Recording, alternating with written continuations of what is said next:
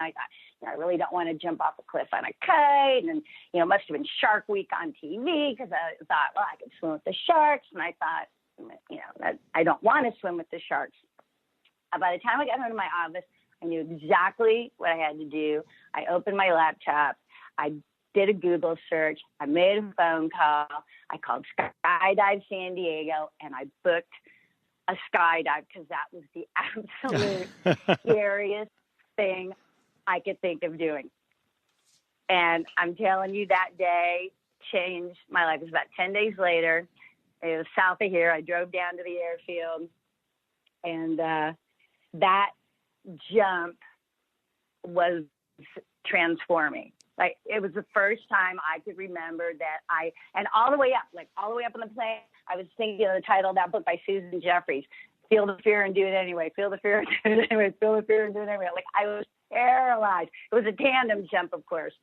And, oh my gosh, it was just exhilarating. And the empowerment after the fact of having not only decided what was the scariest thing I could think of, but then did it, was transformative.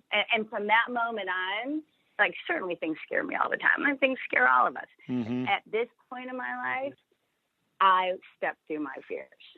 I do not let fear keep me from doing anything.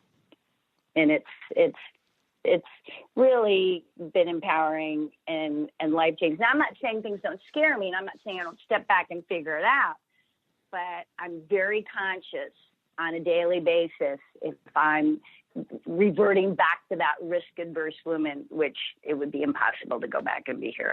Yeah, sure. Because it's so much more fun being courageous.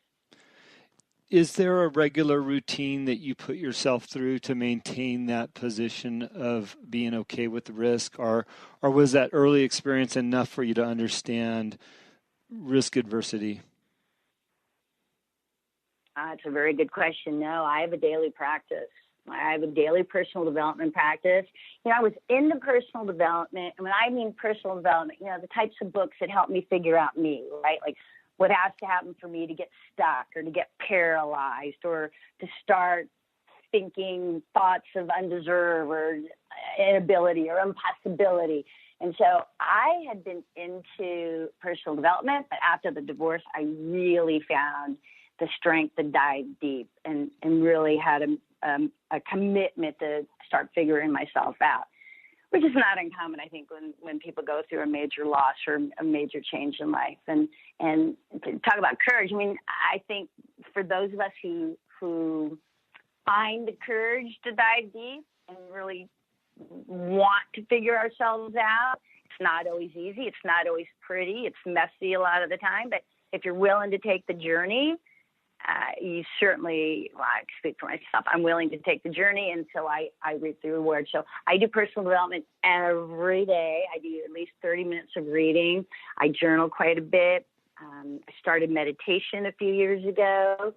Now, for a woman of many words, the idea of sitting silent was, I was curious if I could even do it. But once I learned it's not about doing it right, it's just a matter of being and doing. Meditation has played a key role also in my awareness and in my strength. In fact, when something happens, like to tie the meditation to your question, when something comes up that is frightening or stops me in my tracks, or I find my mind going to, wow, I don't know if I can do that. My practice in meditation has given me the skill, really, to step back, breathe, consider. I'm a lot more consciously proactive in how I move forward, where I would say perhaps prior to the meditation, I was very reactive and would just react quickly without a lot of thought and just on instinct, whereas now I'm much better. Still have room for improvement for sure, but I'm much better at pausing and considering so I can respond on my terms and not be reactive. And that plays a key role, I believe, in stepping through fears or really designing your life in any area Mm-hmm. of our lives. Leslie, it sounds like in listening to you and your story and maybe some of the foundational elements that you've possessed for a long time, maybe some of this stuff existed prior to the divorce, but with the divorce, it really came into play, and you found yourself in a position where you had to rely on those early learnings and some of those experiences in business. But once you had the divorce, it all came out and flourished as we're hearing about now. Is there any advice that you might have for people that, they're not in a position where they want to be divorced, or that's not, something that's going to happen in their life? How do we find ourselves without that traumatic event to shake us loose? Is there a tool, or is there something that you think people can go through? Maybe it's just jumping out of an airplane, but I'm just curious because not everybody is going to go through something as traumatic as that. Yep. No, I appreciate that very much. And I don't want them to have to go through. I've always said, why does there have to be some major loss or some major illness or some major betrayal or a death for us to look at our lives differently and to appreciate it every day and want to be our best self? I mean, so the answer for me to the audience would be personal development. Start figuring yourself out. Start making a list. What are the things you're passionate about? Our passions are a key indicator for where we're happy and satisfied and excelling in our lives, but it also is a key indicator in many cases of where we're settling in our lives. And a lot of times we don't realize that we're settling, less for what we desire, less for what we aspire to be, or less than what we think we deserve. I think settling is really pervasive in so many lives, but the fact that most people are on autopilot every day, get up, have a Starbucks, go to work, right? Work all day, come home, dinner, glass of wine, watch something on TV, go to bed, get up and do it again. So I think for many, I could certainly put myself in this place before I was on autopilot. I think a daily personal development practice and really deciphering, figuring out what makes you passionate, that energy, that excitement is going to help you evaluate all areas of your life, from your health to your relationship to your career to your creative expression. And it's going to give you options. It's going to get you to begin thinking, where in your life are you happy? Things are good. Maybe we can expand it, make it even better. But where in your life are you really not satisfied? And where could you make a change, make a shift, draw something new into your life, or strengthen a relationship, or improve your health, or shift careers or whatnot? So I think doing the work and starting with what lights you up, what really lights you up, and allow that to be the start of a path, and just follow along the path and see where it takes you.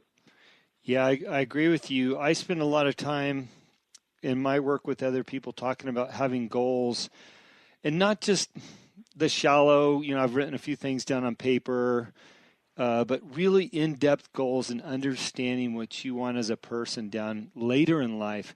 Because oftentimes we find that the target we think we're shooting for isn't the target at all. And by knowing exactly what that is, as you suggested, what lights you up, what gets you excited? Because if you can understand that and tie that into your goals, you're probably living your best life. I couldn't agree more. And a lot of people forget what lights them up, or we knew what lights us up and then we stopped doing it. An interesting quick story. A couple years ago, I took myself to Montana for 4th of July week for vacation to this really cool ranch, because I love to skeet shoot. That's shotgun sport. I love to skeet shoot. I love to fish. I love to hike. I'm this wild outdoor mountain gal living in San Diego. So I took myself out to my, I know I can't do a lot. So I've been thinking about that also, but that's a whole other story about my wanting to make sure that I'm living in the mountains somewhere. So I take myself to Montana and spent this glorious 9 days. Every day was either shoot in the morning, fish in the afternoon, or I hiked in the morning and ride horses in the afternoon. I mean, it was just this beautiful week of all the outdoor activity things I love to do. And on the plane home, this question started, and it's really sent me in some new direction. But I asked myself, why did I stop doing the things I love to do? And I started asking my clients that. Why do we stop doing the things we love, the things that we are passionate about? Now, sometimes it's not possible. So, for example, there's no more skeet in San Diego. The gun club that had the skeet range closed down. And so I don't have the capabilities of shooting skeet here. But there's other shotgun sports. So that got me thinking, well, so I'll just go shoot and trap. I mean, it's still, fun with a shotgun. And so it got me thinking of alternatives. So I've been asking myself that question, doing everything I can to draw those things into my life. What is it that I love? What gives me passion? What lights me up? And how can I either create the plan? If I can't do anything this very second, what does that plan look like? What steps can I take now to move me in that direction? With the unconditional idea that anything is possible. It's a pretty good exercise. Yeah, I'm sure. And, again, it just goes back to what I've said to people about knowing what their long-term goals are. People have this notion that they have to save millions of dollars to retire, but that's because they don't know what retirement actually looks like. And if I think they did a little bit of math and really looked at, as you suggested, maybe Montana is a place where you want it to be. It's a fraction of the cost of San Diego. I'm sure you could retire in Montana a lot easier than San Diego, and you might not have to work as hard to get there. Yep. I don't think I haven't been thinking about that. But I am thinking about those things, like where would I want to go? What mountains? I've already made a whole list of what's a must-have, right? I've got to have a good airport by nature of my career. Certain things I want from an outdoor perspective, certain things I want from a cultural standpoint. I love symphony and I love theater, and so I want it all. And I know there's a place out there that has it all. So I've started the process of investigating, and but it started with that simple question. Why did I stop doing the things I love? So then I opened the journal and said, okay, what are my top passions that aren't in my life right now? And that got me going. So that would be a great exercise for your audience. Yeah. Just list the top 3 things you're passionate about that are not in your life right now.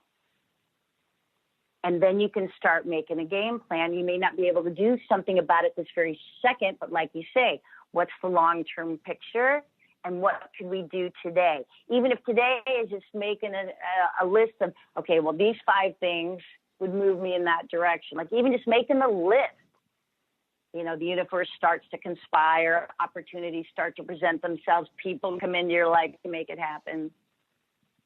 Yeah, absolutely. You start attracting people and things to move you in that direction. I want to read something off your website, and I'm going to read it word for word because I don't want to miss any of it, but I'd like you to expand on it a little bit if you don't mind. It says, you have all the wisdom you need to create and fulfill whatever magnificent vision you have for your life. Once you commit to make a decisive changes in your life, you can stop playing small and express your unrealized potential. I love that paragraph because I agree with it so much. How do you convey that to a live audience, especially the ones that are a little bit skeptical? Yeah. I'm not so sure they're skeptical, is that they're just not. They just haven't thought it through yet. You know what I mean? It's more than being skeptical. It's they're just unaware, right? So with my audiences, I'm pretty candid, and I like to help them find that awareness through asking them questions and telling them stories. But I do believe all the courage we have is inside us. And I do believe, and I'm including myself in this, we are unrealized potential. We all have potential. Jim, I really believe that. And again, usually I'm talking to entrepreneurs or salespeople when I'm taking the stage. Everybody has potential, but is everybody prepared to tap into it? Not everybody wants to be great for a variety of reasons, right? Fear, deserve. I mean, we could do a whole other hour on that. Not everybody wants to be great, but does everybody have potential?